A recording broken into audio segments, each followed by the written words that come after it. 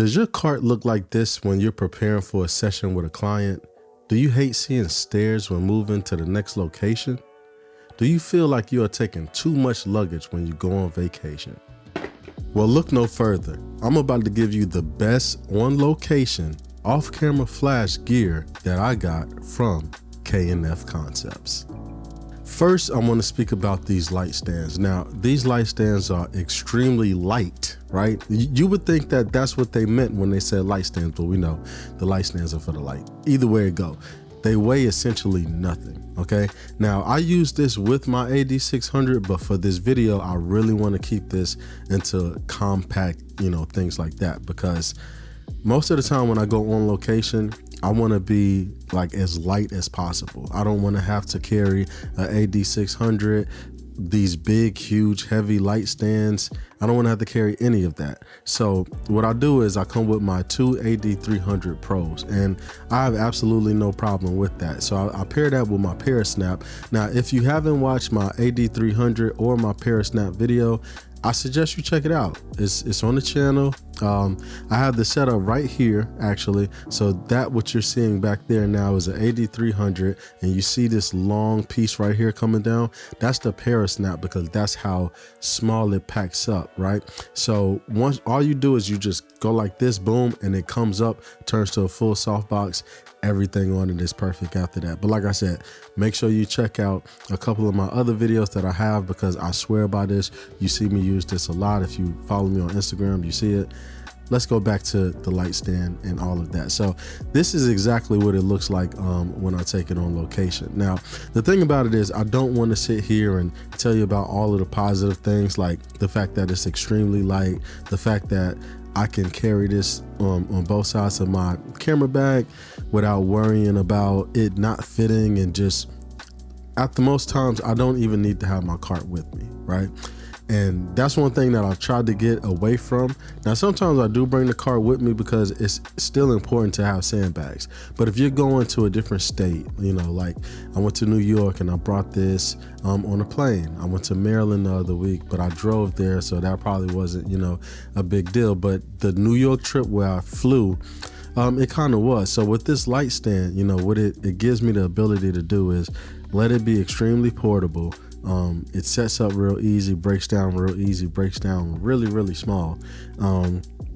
But I can't just give you the positive things. So I'm going to touch on some of the cons as well. Now, when it comes to the cons, the part that's crazy, I had a whole script for this, but now I'm just going off my head because it is what it is. So when it comes to the cons, now I'm looking over here for my script because I forgot exactly what I was going to go with my script.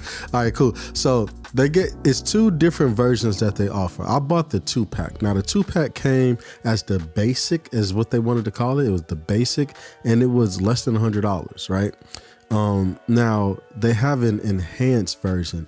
Now I haven't got the enhanced version yet. I am probably going to get it. Funny story, I'll just throw this in real quick. I ordered this from Amazon, and they messed my order up.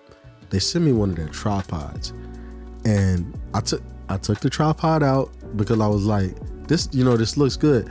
The quality and everything's amazing. So I'm going to buy the K&F Concepts tripod, but this isn't a video or review for that. This is about the light stands. So I send it back, they send it back again, and when I looked at the box, I was like, they done messed up this order once again. But no, it is really that small. It's insane how small a box with 2 light stands came in. It was extremely small.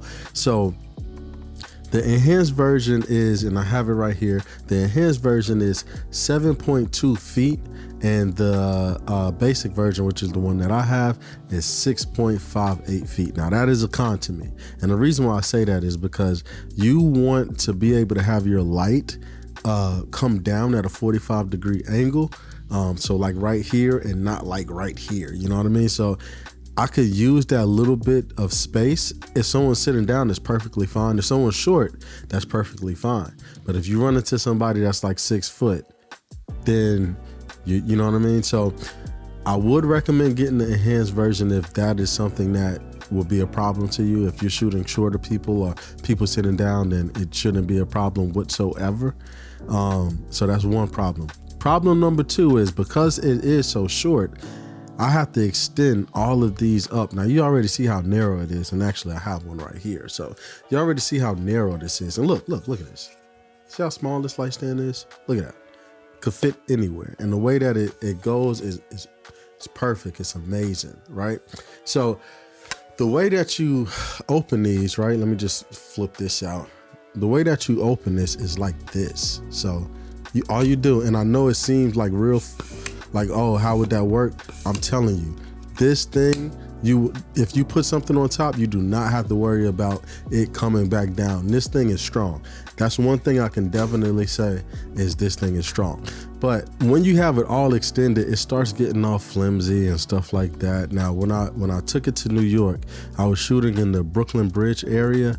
And if you're familiar with Dumbo, or because that's what the area is called, if you're familiar with that area, you would know that since the water is there, it's blowing a lot in the wind. So I had to hold this thing down with my bag, with my camera bag and my leg, like on the ground, camera bag, leg, trying to hold this thing down because it was blowing. So my recommendation for you is, I don't want you to take this in some windy location. You're like, hey, Ryan Troy just lied to me. No, I haven't.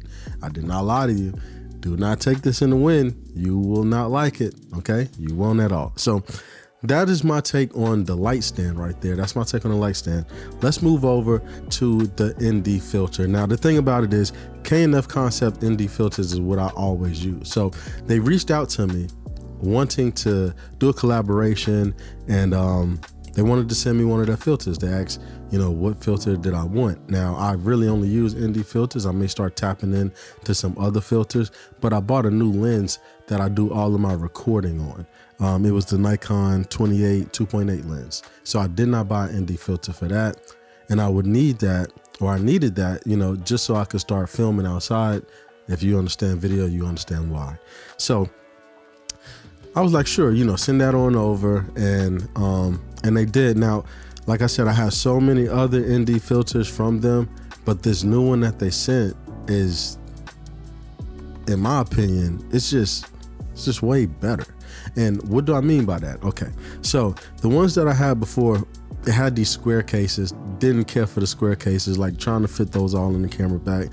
These have circular cases. Now, one thing that probably would have been good is maybe if they gave you a case more for the size of the filter, because I got a small filter and it comes in this big circle, and I feel like that circle is probably what they use for everything, because it was like that with the square. I could have a small filter in a big square case. So, I mean, that would be one thing that I would recommend them to change if they changed anything. But one thing that I really like the most is the hard stops. So before, I was able to spin this thing constantly. It just keeps spinning. And sometimes you don't want it to get to that area that you're not supposed to be at. I heard that it causes like some type of X pattern or something like that. So you don't want that. So with these hard stops and only letting you be where you need to be, it kind of helps out a little bit more, because I'll be completely honest, I'm never looking at the little circles that's on the filter to let me know, oh, I'm at 2 stops, 3 stops, none of that. I got a mirrorless camera. I turn it until it looks good, and then we'll go from there. So that part helps out a lot. Now, I want to talk about how I use ND filters, because a lot of people make these videos, but I want to talk about how I use ND filters. Personally, some people use it till they get under to where they don't need to use high speed sync. I love using high speed sync. I use high speed sync indoors. And the reason why I do use high speed sync indoors is because I want my photos to be crisp, right? So I shoot anywhere from like 300 to, let's say, 640, because I want my photos to be crisp and sharp. I don't want to have to deal with any type of motion blur or anything like that. So why use the ND filter if you're still going to use high speed sync? Well, if my shutter speed is at, let's say, 3000, 1600, 3000, whatever. Well, my AD300, I'm probably shooting at like full power. I'm probably shooting extremely high power, and I had to light a little bit closer because I don't want to lose any of that light. So when I start using the ND filter, I don't take it to where I'm not in high speed sync. I take it to around 300 or 640. That way I'm still in high speed sync, but I don't have to have my light as close. I don't have to have my power at a full the 1/1, whatever, full power. I don't have to do that. I can have it at 1/8 of a power. I can have it at 1/4 of a power, and still be good. So that's excuse me. Ooh. I got a cold, guys. Bear with me. Anyway, so that's the way that I use. That's the way that I use it. So, and another reason why is because, like, when I was in New York, you know, like as you've seen in the video, that's BTS somewhere, probably just going right now as I'm talking. It's so many people passing by, and the last thing that I want to do is, you know, be shooting at 1/1 power, recycle speed giving me like 3 seconds, maybe, you know, 4 seconds, while I'm just trying to get this light right. And then the wind's blowing, and then the pole's about to blow over, and then all of this other stuff is happening. No, ND filter, 6/40th of a second, boom, boom, boom, boom. And all these booms is like my light going off. I'm just trying to explain the recycle time, you know, so like boom, boom, boom. It's beautiful, you know, so that's how I use ND filters. Now, like I said before, if you're interested in the 8300 video, the Perisnap video, I have videos of it. I'll link it somewhere, probably throw it up here in the description, somewhere like that. But if you're interested in these products that I just named, what I'm gonna do is in the description, I'm gonna put the basic 2 light stand setup that I bought. Then I'm gonna put the enhanced one, because I'm not gonna lie, I am gonna go ahead on and get the enhanced one just because I'm curious to know exactly what it's like. Now, like I said, the enhanced one is $10 cheaper than getting the basic kit.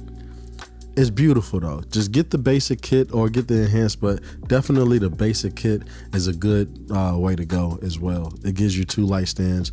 I'll put them both on my camera bag. I don't need a cart, but I will bring a cart just so I can put the sandbags in there. On my Perisnaps, most of the time I hold my Perisnaps. I don't want to ramble much. You get the idea. I'll leave links and all that stuff all over the place. You could click it if you want, all of that. Follow me on Instagram, and if this video was helpful, like it, subscribe. I'm Off Camera Flash Photographer. Until the next time, peace.